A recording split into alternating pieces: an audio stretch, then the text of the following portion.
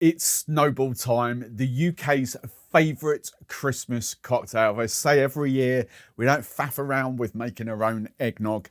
We have our Dutch friends to thank for Warnick's Advocaat. And this stuff has been going strong since way before I was born. You know, this is a national treasure at Christmas time. I'm going to show you how to make a proper snowball in a minute, but the purpose of this video, every year I try to take the snowball to a new heights, fun new heights without getting geeky. And these, I think I've outdone myself. What you've got coming up, I'm going to recap last year's 2024 Pina Colada Snowball. I'm going to kind of show you how I did that.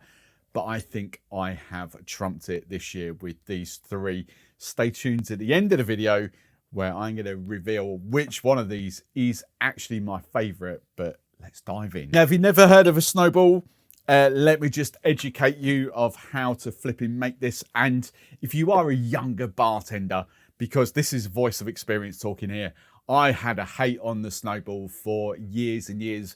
Virtually when I first started in the mid-90s, right the way through the 2000s, it just wasn't a cool drink. And then I got older, I thought, do you know what? I flipping absolutely love a snowball. So easy to make. Limes, if you've got them, I've always got lime juice here. 15 ml, half an ounce of lime juice. As I just said, we don't faff around making eggnog over here. Why would we when we've got this little beast, Warnick's Advocaat? Proper eggs, brandy in there. Once opened, 6 months. They give you 6 months in that, but keep it in the fridge. But you know, this is going to disappear over Christmas. UK measurements of 50 mil, sorry, a double bubble.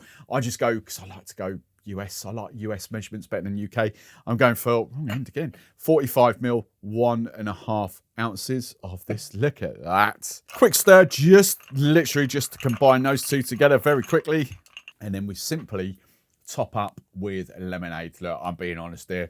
The UK Schweppes sell tons of those 2 litre bottles of lemonade this time of year.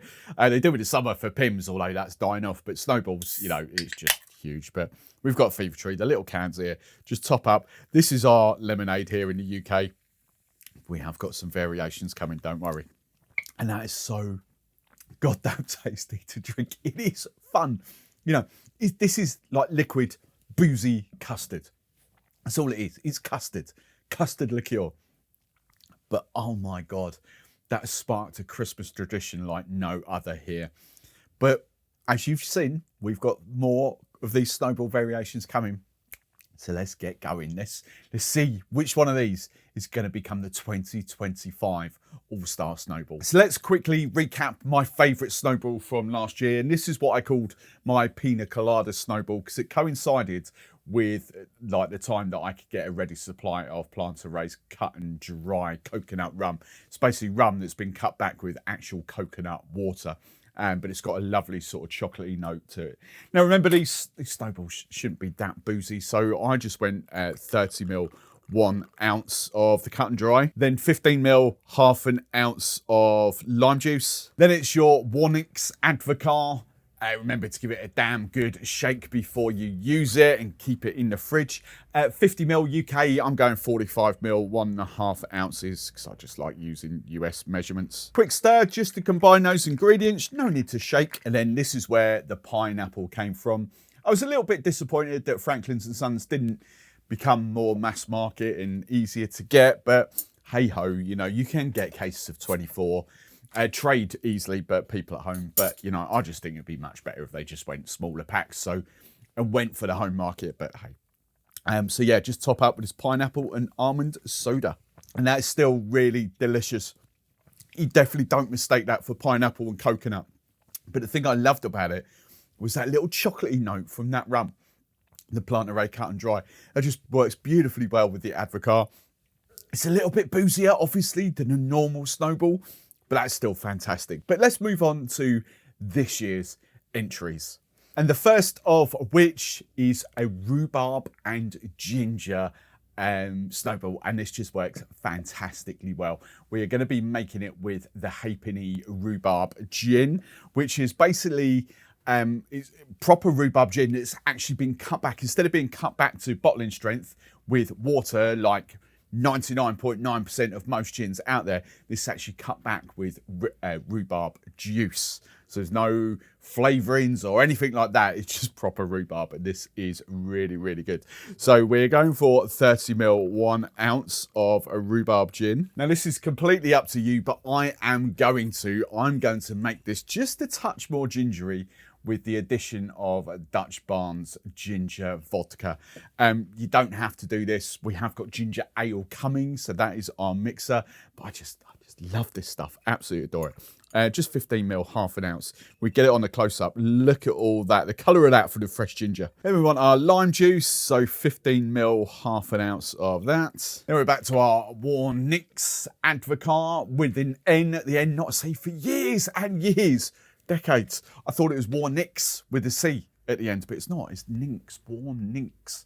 Look at that. Anyway, at 45ml, 1.5 ounce, or 50ml if you're going UK. Quick stir just to combine those ingredients. Again, no need to shake this. And then we are just simply going to top up with Fever Tree's, one of my favourite products from Fever Tree, the spiced orange ginger ale. This is fantastic stuff. So just top up half a bottle, whole bottle, depending how big your glass is. I adore that. That is so good. And I love rhubarb crumble anyway. And with crumble, I always have custard. So that kind of what that reminds me of, like rhubarb and custard kind of thing. Oh, it's lovely.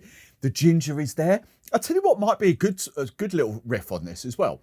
It's like something cinnamony, something spicy in there. Yes, I've got the ginger, but to give it that crumble sort of thing, that might have been like a great little touch, a great little show. But I love that. Rhubarb, ginger, classic combination with your Warnix Advocaat. It's just a stunning snowball. Right, snowball number 2 for 2025. I'm going for a little curveball at the end of this, but it's essentially a limoncello snowball because lemon custard works really, really well. So for my limoncello, I am going Vault. Now, this does still say limited edition on the bottle, but I do believe that Vault, my local guys down in Saffron Walden, have now made this a permanent fixture and put a proper label on this. But I mean, I'm always going to champion them because what they're doing is fantastic, absolutely incredible, like mind-blowing. All of their products up there, just incredible stuff. But essentially, your favourite limoncello.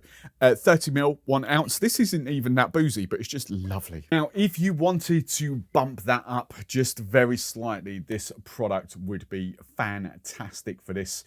Dutch Barnes Mediterranean Citrus. I call it my St. Clement's vodka. So it's got those lovely, juicy orange notes to it, those lovely citrusy lemon notes to it. It's just beautiful. Absolutely beautiful. I'm going to use it because I'm going to drink these. If I get a chance, Mummy Barman might have them. But 15ml, half an ounce of the citrus vodka. Then the eagle eyes will notice that I haven't actually got any lime juice out for this one because I've actually got something different. You don't always have to use lime juice in snowballs if you've got that. I'll explain that in a minute. 45ml, or if you want to go UK, just easy enough, 50ml double bubble, but whatever, 45ml. 1.5 ounces of your Warnix Advocaat. Quick little stir just to combine those ingredients. And then this is just what I was mentioning, Fever Tree Sicilian lemonade. Like, you know, I've got Fever Tree here. I work with Fever Tree. I think they're incredible mixers, but traditional lemonade, Victorian lemonade. If you're thinking, who are they? Fentimans, you know, all that sort of stuff, because it's proper. This is our lemonade here in the UK. That sort of stuff, like Schweppes do their big bottles, their 2-litre bottles. You know, we go through tons of it, but it's clear, and it hasn't got that extra citrusy kick here. So this is in the US. I forget what you call it now. God, I haven't spoken about that for ages. I completely forget what that's called in the US. Traditional lemonade. I forget, but it's sparkling, it's fizzy, it's carbonated, proper old school lemonade. Right, now I haven't quite finished yet, but I mean, that is just beautiful on its own. Lemony, citrusy, amped up. It's more amped than what lime juice in there would be because of the limoncello. That is fantastic. But I just want to finish this off. I'm going to explain exactly how to make this at the end of the video, so I don't sort of clog this bit up. But this is essentially lemon and vanilla cold foam. So this video is chaptered up. So if you want to see how I've made this, go right to the end of the video. But just quick shake there. And I'm just going to squirt that on top. Look at that. I'm not going to use a straw with that. Oh, that cold foam is incredible. Citrusy, vanilla. But then when you get that snowball, that citrusy limoncello snowball that comes through at the end there, it's almost like drinking lemon curd with custard with that meringue on top. That's what it tastes like. That is fun. That is really good. Now for your final snowball of 2025, this is packed full of flavour. This is like tropical fruit and I absolutely adore it. I'm going for a mango based here. I am going to be using this tequila 38 mango. So cream tequila, think tequila rosé, so that's strawberry tequila. But I obviously work with tequila 38. So we've also got espresso, we've got coconut, we've got strawberry, and we've got chocolate. Now look, if you can get that quite easily in the UK, and I really think you should have these. These are fun. I use these in hen parties all the time. They flipping love them. But you can go something like this. Chinola, would be a great swap in there. There we go. So this is just like mango puree with rum, and they've turned it into a mango liqueur, which is incredible. You could, you probably need to shake it quite a little bit just there. You could go mango puree and just do some vodka or rum or whatever you kind of fancy there. So you've got options here, but I'm going for this cream tequila. 17, some of them are 17, some of them are 15. Which one's this? This is a 15%, so it's 15% ABV. So nice and easy going. But we're going for 30 ml, 1 ounce. Now my little secret magic ingredient that's also going in here is this stuff. I adore this. This is fast becoming one of my favorite things behind this bar. Crossip zero alcohol spirits, essentially. They've got 4, they sort of got a 5th that they're not kind of making at the moment. I hope they do. It's a berry one. But this is the blazing pineapple, and this is pineapple, scotch bonnet, chili, citrus, and spice. I use this in cocktail masterclasses. It's there for anyone that wants it, but for the non-drinkers that don't just want rum, mojitos, margaritas, that sort of thing. Little touch of this is incredible. But I think every bar should have at least this, if not the hibiscus as well, and the citrus on the back bar, because they are perfect modifiers for cocktails. You don't need much. These are double concentrated. So if you would think in 25 or 30 ml in a normal cocktail, you would go sort of 12 and a half, 15 ml here. I'm just going for 10 ml, and this is going to burst with flavour. So 10 ml of this Crossip blazing pineapple. Want our lime juice, 15 ml, half an ounce of lime juice. Then remember, give it a damn good shake. It's proper eggs, isn't it? It's proper eggs in this stuff. Right. And then 45 ml, or as I say, if you're going UK, 50 ml double bubble. Quick stir, again, just to combine those ingredients. Now look, I think there are multiple ways that you could go here. I was originally thinking ginger. I've already used ginger, hence I'm not going. So what I'm actually going to use is the white grape and apricot from a Fever Tree. Mexican lime would have been another good shout in here as well. Pretty much the raspberry and orange blossom, whatever takes your fancy here. I really do. But I love this one as well. The apricot notes for me. And I've already got mango in there as well. I just think this way you get a sort of winey note as well from the white grape. Beautiful. So just top up. Oh, damn. Oh, my God. Mango. That pineapple note with that hint of the chili that comes through there. A little bit of spice. Just gives it 10 ml. Just gives it so much depth of fun flavours. But you've got that mango creaminess. You've got this Mornix avocado. You don't lose that. You've got that sort of... You definitely don't lose that sort of apricotiness from the soda. That's incredible. Love that. So what is my verdict? What is my 2025 Snowball? Does the 2024 one kind of match up? Look, I'm actually now, I'm going to discount that 2024 one because as much as I love that, I don't think that's as good as any of these three.